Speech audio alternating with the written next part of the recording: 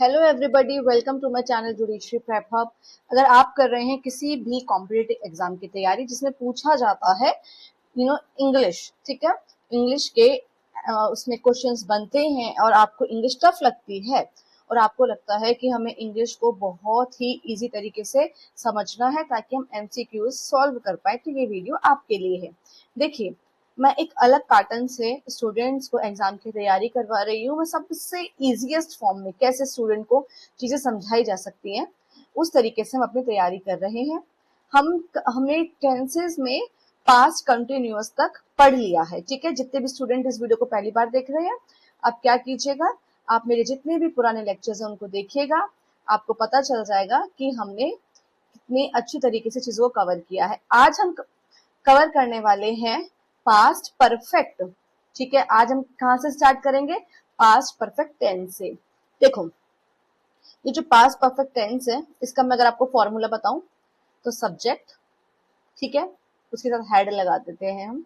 जैसे कि present perfect tense में हैज या हैव लगा देते हैं, जब पास्ट परफेक्ट टेंस बनाते हैं तो उसमें हम हैड लगा देते हैं। और वर्ब की जो थर्ड फॉर्म होती है वो यूज करते हैं, साथ में object.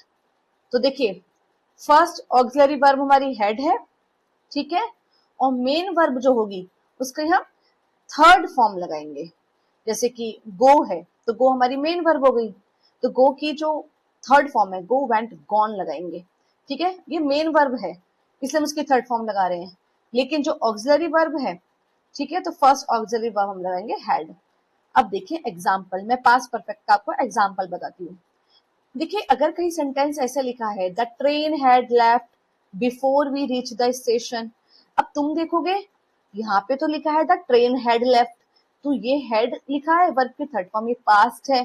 Before we reach the station, फिर तुम देखोगे यहाँ पे तो रीच्ड लिखा है, ये तो सिंपल पास्ट है, तो हम इसको क्या सेंटेंस माने? तो देखिए, आज हम इसी के बारे में पढ़ने वाले हैं। अगर मैं इसकी हिंदी बताऊं आपको, the train had left before we reach the station, तो यहाँ पे क्या है, इसकी हिंदी में मीनिंग क्या है? ट्रेन स्टेशन पहुंचने से पहले जा चुकी थी। इसका मतलब हम स्टेशन पहुंचे उससे ही पहले ट्रेन जा चुकी थी। तो अब अगर मैं इसकी पहचान बताऊं तो जैसे हिंदी के वाक्यों में, हिंदी के वाक्य हैं तो उसके अंत में जनरली सामान्यता था, थे, है ना, थी, चुका था, चुके थे आते हैं। जनरली बता रही हूं मैं, जनरली ऐसे आते हैं, जरूरी नहीं है कि हर केस में हो। और एक कार्य दूसरे भूतकालीन कार्य से पहले पूरा हो चुका होता है, ठीक है। क्या होता है? दो काम है, एक काम, दो काम हो रहे हैं, दोनों ही पास्ट में हो रहे हैं, ठीक है। क्या है? दो काम हो रहे हैं और दोनों ही पास्ट में हो रहे हैं, लेकिन एक काम जो है क्या है, दूसरे काम के होने से पहले ही हो चुका है। जैसे मैंने आपको बताया, एक काम तो ये था कि क्या, ट्रेन जा चुकी है, ट्रेन जा चुकी थी। दूसरा क्या था? जैसे हम स्टेशन पहुंचे, दो काम हुए, लेकिन एक काम पहले कौन सा हो गया कि पहले ट्रेन जा चुकी थी उसके बाद हम पहुंचे हैं, ठीक है। तो ये इसकी पहचान है। तो ये तो सिंपल सी बात है, गेम स्टार्ट होता है यहाँ से, ठीक है, जो मैं आपको यूजेस बता रही हूँ। क्योंकि ऐसा होता है ना कि एमसीक्यू आपको सेंटेंस दे दिया जाता है तो पूछा जाता है बताइए कौन सा इसमें से कौन सा सेंटेंस जो है, कौन सा सेंटेंस जो है पास्ट टेंस में लिखा गया है। तो आप देख के बता सकते हैं कि अच्छा यहाँ पे हैड लिखा है, वर्ब की थर्ड फॉर्म लिखा है, तो पास्ट टेंस है ये। लेकिन कभी कभी क्या है, फिल इन द ब्लैंक्स के टाइप में आ जाता है और फिर हमें सोचना होता है कि इसमें हम क्या लिखे। जैसे कि अगर ये लिखा होता द ट्रेन डैश, ठीक है, और उसके बाद लिखा होता before we reach the station. अब यहाँ पर एमसीक्यू में और क्या वर्ड हो सकता था? ट्रेन खाली लेफ्ट ही लिखा होता, ठीक है, या वर्ब की सेकंड फॉर्म भी लेफ्ट होती है, लीव लेफ्ट, लेफ्ट थर्ड भी लेफ्ट होती है, तो या फिर हेड के साथ लेफ्ट लिखा होता, तो हम कंफ्यूजन में आ जाते हैं ना कि the train left before we reach the station, तो हमें ये भी ठीक लग रहा है।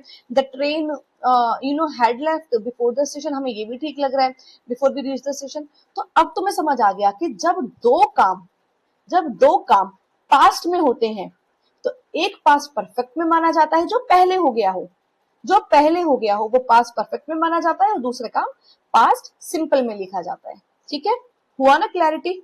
ऐसे ही क्वेश्चंस बनते हैं। तो देखिए पहला यूज देखिए, पास्ट में जब एक काम दूसरे काम से पहले पूरा हो गया हो। पास्ट में जब एक काम दूसरे काम के पहले ही पूरा हो गया हो, ठीक है, तो जब भूतकाल में दो काम हुए हो, एक काम पहले ही हो गया हो, तो जो पहले काम हुआ है उसके लिए हम पास्ट परफेक्ट लगाएंगे, जो बाद में काम हुआ है उसके लिए हम सिंपल पास्ट लगाएंगे। ठीक है, भूलना मत। स्ट्रक्चर देखिए हम कैसे लिख सकते हैं। इस सेंटेंस को लिखने के भी दो तरीके होते हैं। या तो आपने पहले पास्ट परफेक्ट लिखा है, पास्ट परफेक्ट वाली बात लिखी है, मतलब जो काम पहले हो चुका है, तो उसके बाद तो आप बिफोर लिख के सिंपल पास्ट लगा दीजिए। अगर आप सिंपल पास्ट पहले लिख रहे हैं, मतलब ट्रेन अगर आप सिंपल पास्ट पहले लिख रहे हैं, ठीक है, जैसे कि जैसे ही मैं पहुंचा ट्रेन जा चुकी थी, अब ट्रेन जा चुकी थी पहले काम हुआ, ठीक है, तो आपने पास्ट परफेक्ट लिख के फिर बिफोर लिख के लिखेंगे हम कि जैसे ही हम पहुंचे। अगर आप लिख रहे हो जैसे ही हम पहुंचे, तो आप पहले पास्ट परफेक्ट की बात कर रहे हो, तो फिर आप आफ्टर लगाएंगे। ठीक है, जैसे कि मैं तुम्हें बताती हूँ एग्जाम्पल। देखिए हम स्टेशन पहुंचे, उससे पहले ट्रेन जा चुकी थी, तो देखिए पहले ट्रेन जा चुकी थी, ठीक है, तो सबसे पहले क्या है, ट्रेन जा चुकी थी, इसको हम पास्ट परफेक्ट में लिख रहे हैं। अगर हमने इसको स्टार्टिंग में लिखा है पास्ट परफेक्ट को, द ट्रेन हैड लेफ्ट, तो फिर हम लिखेंगे before we reach the station. ठीक है, ऐसे इसका दूसरा एग्जाम्पल देखिए, विद्यार्थियों के आने से पहले शिक्षक कक्षा में आ चुके थे। ठीक है, तो देखिए अब यहाँ पर क्या बात है कि शिक्षक पहले आए हैं कक्षा में और विद्यार्थी बाद में आए हैं, तो शिक्षक पहले आ चुके तो पहला काम है, तो पास्ट परफेक्ट में लिखेंगे the teacher had entered the class before the student came. अब यहाँ पर हमने देखा दोनों तरफ सिंपल पास्ट लगाया है। ठीक है, इसी तरीके से आपको याद रखना है, मेरे मित्र के आने से पहले मैं अपना काम कर चुका था, तो मित्र बाद में आए हैं, काम पहले पूरा हो गया है, तो जो काम पहले पूरा है उसे हम पास्ट परफेक्ट में लिखते हैं, I had finished my work, फिर हम बिफोर लगा देंगे। ठीक है, और फिर क्या बचा, मेरे मित्र के आने से पहले। ठीक है, तो बिफोर माई फ्रेंड अराइव्ड, इसको हमने सिंपल पास्ट में लिख दिया, वर्ब के सेकंड फॉर्म के साथ लिख दिया। अब ये देखिए दूसरे तरीके का सेंटेंस जहां पर हम पास्ट परफेक्ट, बिफोर और सिंपल पास्ट लिख रहे थे, अब ये क्या है, आफ्टर आ रहा है, तुरंत सिंपल पास्ट आ रहा है, और फिर आफ्टर आ रहा है, और फिर उसके बाद हमारा क्या हमने पढ़ा था, आफ्टर के बाद हमारा क्या आएगा, पास्ट परफेक्ट। ठीक है, आफ्टर के बाद फिर क्या आ रहा है, पास्ट परफेक्ट, और फिर हमारा सिंपल पास्ट। ठीक है, देखो पास्ट परफेक्ट पहले लिख रहे हो तो एंड में लिख दो बिफोर। ठीक है, या फिर अगर आपने आफ्टर लिख के फिर पास्ट परफेक्ट लिख रहे हो तो डायरेक्ट सिंपल पास्ट लिख दो। इसका मतलब ये है पास्ट परफेक्ट, ठीक है, अगर आप पास्ट परफेक्ट के बाद सिंपल पास्ट लिख रहे हैं तो बाद में बिफोर लगा सकते हैं। अगर आप बिफोर नहीं लगा रहे, स्टार्टिंग में आफ्टर लिख रहे हैं, तो डायरेक्ट फिर सिंपल पास्ट लिख दो पास्ट परफेक्ट के बाद। ठीक है, बिफोर आएगा बीच में और आफ्टर लिख रहे हो तो वो पहले लिख लो। ठीक है, ए से आफ्टर, ठीक है, ए आफ्टर ए से स्टार्ट हो रहा है तो वो आगे लिख दो। ठीक है, बिफोर बी से स्टार्ट हो रहा है तो उसको बीच में लिख दो। आगे है समझ, इस ट्रिक से कभी जिंदगी में नहीं भूलने वाले। पास्ट परफेक्ट और सिंपल प्रेजेंट के बीच में बिफोर लिख दो, और पास्ट परफेक्ट और सिंपल पास्ट से सबसे आगे क्या लिख दो, आफ्टर लिख दो, आगे आफ्टर। अब समझ आ गया। देखिए भोजन करने के बाद वह सो गया। अब सबसे पहले काम क्या हुआ कि वो भोजन करने के, अब यहाँ पे देखो, यहाँ पे पहले वर्ड नहीं आ रहा कि मेरे मित्र के आने से पहले मैं अपना कार्य पूरा कर चुका था, वो ये बात नहीं कह रहा, वो कह रहा है भोजन करने के बाद, भोजन करने के बाद वो सो गया। तो पहले उसने भोजन किया ना, बाद में वो सोया है ना, तो पहले उसने, अब यहाँ पे पहले उसने भोजन किया बाद में वो सो गया, देखा जाए तो ये भी ठीक तरीके से सेंटेंस है, लेकिन सिंपल अगर हम बोल रहे हैं भोजन करने के बाद वो सो गया, तो पहले क्या काम हुआ, उसने भोजन किया, तो पहले उसने भोजन किया है तो इसको हम पास्ट परफेक्ट में लिखेंगे। कैसे, ही हैड इटन फूड, ठीक है, लेकिन इसमें हमने आफ्टर पहले लगाया, क्या, after he had eaten food he went to sleep. तो ये जो आफ्टर यूज किया है हमने, तो हमने क्या बताया है, ही हैड इटन फूड, भोजन करने के बाद फिर वो क्या है, ही वेंट टू स्लीप। ठीक है, तो भोजन करने के बाद, ठीक है, आफ्टर का मतलब क्या होता है, बाद में ही होता है ना आफ्टर, बिफोर का मतलब पहले होता है। After he had taken food, after he had eaten food, he went to sleep. देखो इतना बार बार बोल के बता रही हूँ, तो अभी भी समझ नहीं आ रहा है तो वीडियो को दोबारा से जाके 2-3 बार आराम से देख लेना, 100% समझ आ जाएगा। देखिए अब इसका सेकंड यूज, कि हम और कैसे पास्ट परफेक्ट का यूज कर सकते हैं। दूसरा तरीका बताया है, पास्ट में अगर किसी निश्चित समय तक अवधि बतानी हो, पास्ट में किसी निश्चित समय तक अवधि बताने के लिए भी हम पास्ट परफेक्ट का यूज करते हैं। जब भूतकाल के किसी निश्चित समय तक की कार्य अवधि बतानी हो, जैसे कि वह 2015 से पहले 10 वर्षों तक जयपुर में रह चुका था। ठीक है, वो क्या बात कर रहे हैं यहाँ पे कि 2015 से पहले, तो अब वो क्या कह रहे हैं यहाँ पे, एक पास्ट की उसने निश्चित समय अवधि को बताया है कि 2015 से पहले वो 10 वर्षों तक जयपुर में रह चुका है। निश्चित समय अवधि बताइए, 10 वर्षों तक वो जयपुर में रह चुका था। तो इसको हम कैसे लिखेंगे, he had lived in Jaipur for 10 years। ठीक है, 10 वर्षों तक जयपुर में रह चुका था, इसके लिए तो यही हुआ, he had lived, क्योंकि had लग गया, वर्ब की थर्ड फॉर्म लग गई, he had lived in Jaipur for 10 years। फिर 2015 से पहले, इसके लिए हम क्या लगाएंगे, बिफोर 2015। ठीक है, याद रखना, त्याग पत्र देने से पहले, ठीक है, त्याग पत्र देने से पहले वह 5 वर्ष तक कंपनी में काम कर चुकी थी। ठीक है, तो देखिए पहले उसने काम किया है, पहले उसने क्या है, 5 वर्ष तक काम किया है, उसके बाद उसने त्याग पत्र दिया है। ठीक है, जैसे हमने ऊपर पढ़ा 2015 से पहले वो 10 वर्षों तक जयपुर में रह चुकी थी, तो पहले वो क्या रह चुकी है, 10 वर्षों तक। पहले क्या काम हुआ है कि वो 10 वर्षों तक जयपुर में रह चुकी है 2015 से पहले। तो इसमें से दूसरे सेंटेंस कोई स्टार्ट ही नहीं हुआ, लेकिन यहाँ पे दो स्टार्ट हो रहे हैं, दो सेंटेंसेस हैं।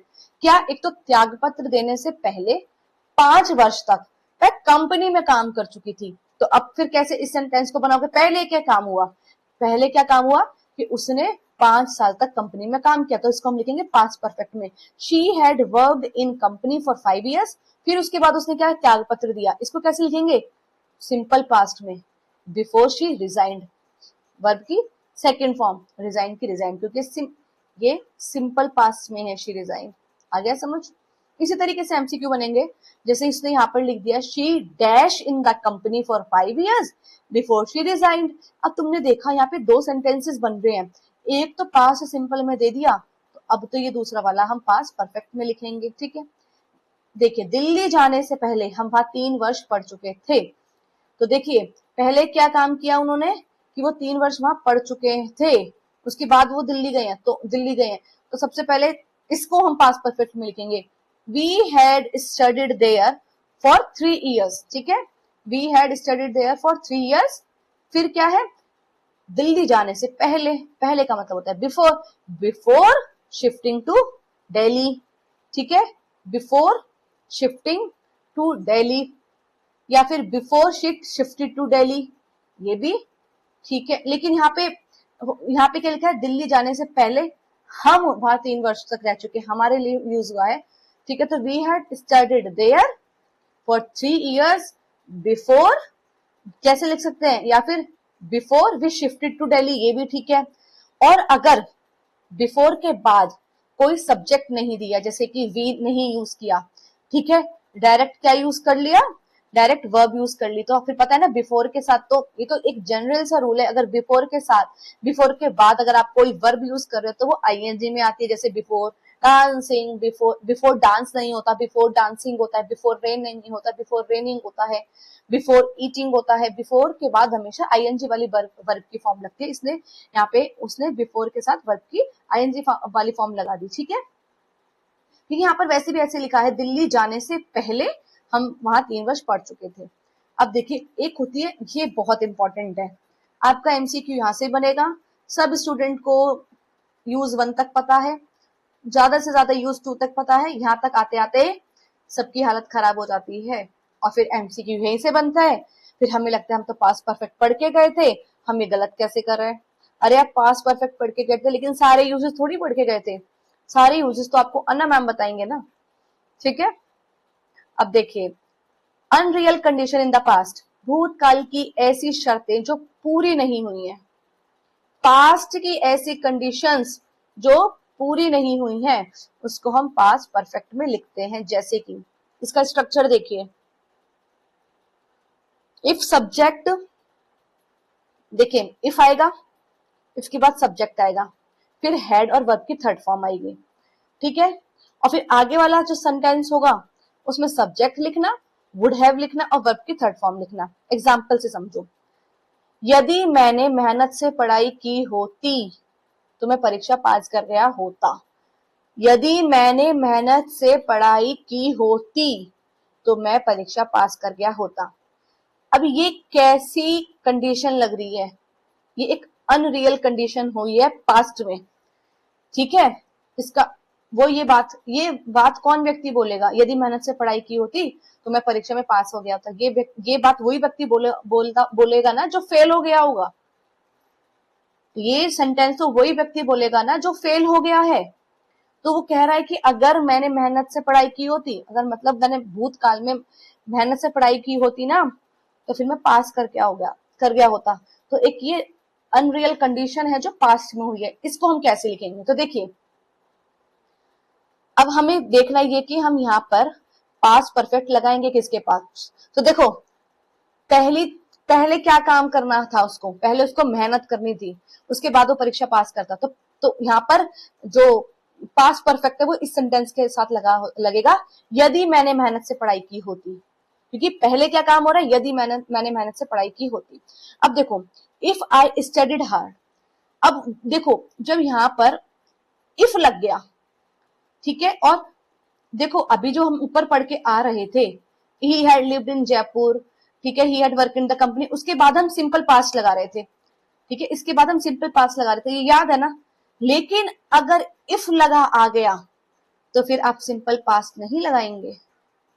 अगर सेंटेंस में पास्ट परफेक्ट वाली बात के साथ इफ लिखा है तो अब आगे वाला सेंटेंस सिंपल पास्ट में नहीं बनेगा। तो कैसे बनेगा अब देखना, मैं आपको बताती हूँ। देखो यदि मैंने मेहनत से पढ़ाई की होती, if I studied work hard, तो मैं परीक्षा में पास हो गया होता, ठीक है।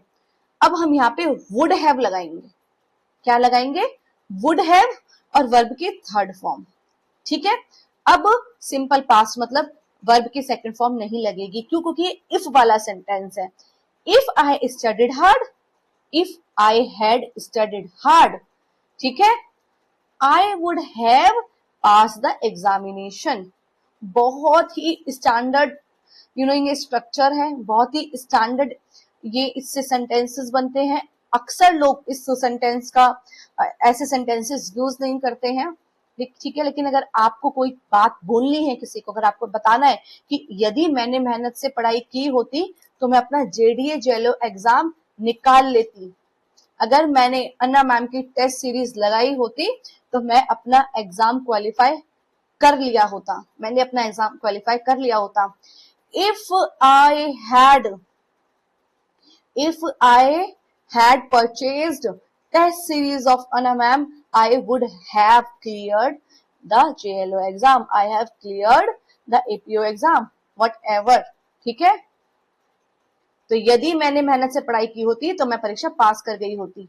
अब इस तरीके से सेंटेंस आ जाए ना, इफ आ जाए और पास्ट परफेक्ट में लिखा आ जाए तो आगे वुड हैव प्लस वर्ब की थर्ड फॉर्म लिख देना। जैसे कि यदि वो पहले आई होती तो प्राचार्य से मिल गई होती, तो देख लो पहले क्या काम है। अगर वो पहले आई होती तो फिर बाद में प्राचार्य से मिल गई होती, तो अगर वो पहले आई होती तो हम पास्ट परफेक्ट में बनाएंगे, if she had come earlier, फिर क्या, वो प्राचार्य से मिल ली होती, she would have met the principal, ठीक है। इफ दे, यदि उन्होंने मुझे बताया होता तो मैं उसकी सहायता कर देती, यदि उन्होंने मुझे बताया होता, ठीक है। If they had informed me I would have helped them. ये बहुत ही इंपॉर्टेंट स्ट्रक्चर है। अगर आप गलती से मेरी इस वीडियो के इस लेक्चर तक पहुंच गए हैं तो जल्दी से मेरे चैनल को सब्सक्राइब कर लो, क्योंकि मैं बहुत ही सिंप्लीफाइड तरीके से जितने एक्ट्स हो सकते हैं उनको कवर करा रही हूँ, साथ में इंग्लिश भी करा रही हूँ, ठीक है। अब देखिए इंपॉर्टेंट नोट, इफ वाला क्लॉज है और हेड के साथ वर्ब की थर्ड फॉर्म आ रही है, तो जो आगे वाला मेन क्लॉज था ये वाला, उसमें हमने वुड हैव प्लस वर्ब की थर्ड फॉर्म लगा दी। फॉर्मूला याद रखना, इफ आएगा, फिर सब्जेक्ट आएगा, फिर हैड आएगा, फिर वर्ब की थर्ड फॉर्म आएगी। उसी तरीके से सब्जेक्ट आएगा, ठीक है, उसके बाद वुड हैव आएगा, फिर उसके बाद क्या आएगी, वर्ब की थर्ड फॉर्म आएगी। अब देखिए formula, if subject, if plus subject plus head plus verb की थर्ड फॉर्म, और फिर subject plus would have plus verb की थर्ड फॉर्म। जैसे कि एग्जांपल, यदि उसने मेहनत की होती वो सफल हो गया होता, if he had worked hard he would have succeeded. Wow, ठीक है, कितना अच्छा स्ट्रक्चर है ये। अब देखिए नेगेटिव सेंटेंस में कैसे यूज करते हैं। नेगेटिव सेंटेंस में हम, नेगेटिव सेंटेंस में क्या करते हैं, हम सब्जेक्ट लिखते हैं और हेड नॉट लगाते हैं, फिर वर्ब की थर्ड फॉर्म आती है। जैसे कि उसके आने से पहले मैंने अपना काम पूरा नहीं किया था, तो उसके आने से पहले मैंने अपना काम पूरा नहीं किया था, तो ठीक है, तो पहले क्या है, वो क्या बोल रहा है कि वो बाद में आया है और काम मैंने पहले पूरे नहीं किया था। तो I had not finished my work before he arrived, ठीक है, उसके आने से पहले मैंने अपना कार्य पूरा नहीं किया था। उसने पहले वह फिल्म नहीं देखी थी, she had not seen the movie before. Interrogative sentence में हम हेड को पहले लिख देते, फिर सब्जेक्ट लिखते, फिर वर्ब की थर्ड फॉर्म, फिर ऑब्जेक्ट। जैसे कि क्या बाहर जाने से पहले तुमने अपना होमवर्क पूरा कर लिया था, ठीक है, तो देखिए क्या बाहर जाने से पहले तुमने अपना होमवर्क पूरा कर लिया था, तो होमवर्क वाली बात को हम कैसे लिख रहे हैं, had you completed your homework. अब देखो, अब यहाँ पर आपको लगेगा मैम दो चीजें हैं, क्या बाहर जाने से पहले तुमने अपना काम पूरा कर लिया था। देखो मैंने आपको बताया था, जब बिफोर के बाद हम डायरेक्ट वर्ब लगा रहे हैं तो फिर हम आईएनजी लगा देते हैं, ठीक है। Have you completed your homework before, अगर आप ऐसे लिख रहे हो बिफोर यू वेंट आउटसाइड, ये भी ठीक है, और लेकिन अगर आप इस तरीके से लिख रहे हो had you completed your homework before going out, ये भी ठीक है। फिर क्या ट्रेन के जाने से पहले वे स्टेशन पहुंच गए थे, तो had they reached the station before the train left, क्योंकि लेफ्ट लीव क्या है, वर्ब की लीव क्या है, वर्ब है, और हमने यहाँ पे फिर सिंपल पास्ट में वर्ब की सेकंड फॉर्म लगा दी।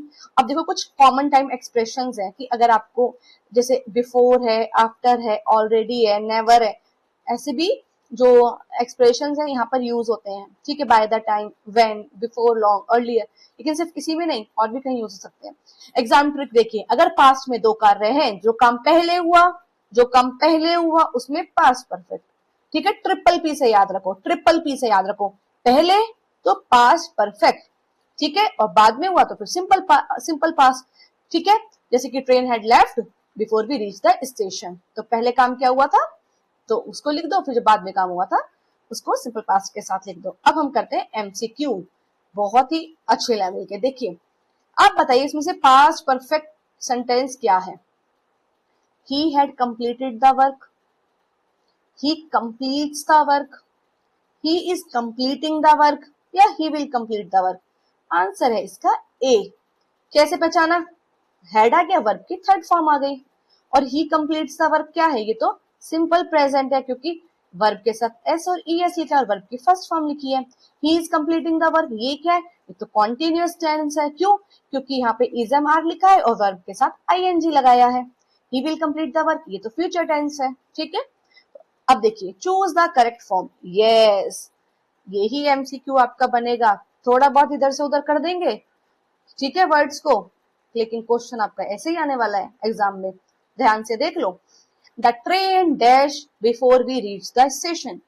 अब तुम्हें यहाँ पे समझ नहीं आ रहा, द ट्रेन लीव्स भी आप तुम्हारी हाँ ये सुनने में सही लग रहा है, द ट्रेन लेफ्ट, अरे ये तो बिल्कुल सही लग रहा है, द ट्रेन हैड लेफ्ट, नहीं ये तो नहीं सही लग रहा था, train leaving before we reach the station, मतलब ये हेड लेफ्ट सोच के ना, हेड लेफ्ट छोड़ के आप तुम लोग सब कुछ सोच लोगे, लेकिन हेड लेफ्ट तक वही स्टूडेंट पहुंचेगा जिसने ये लेक्चर ध्यान से सुना है।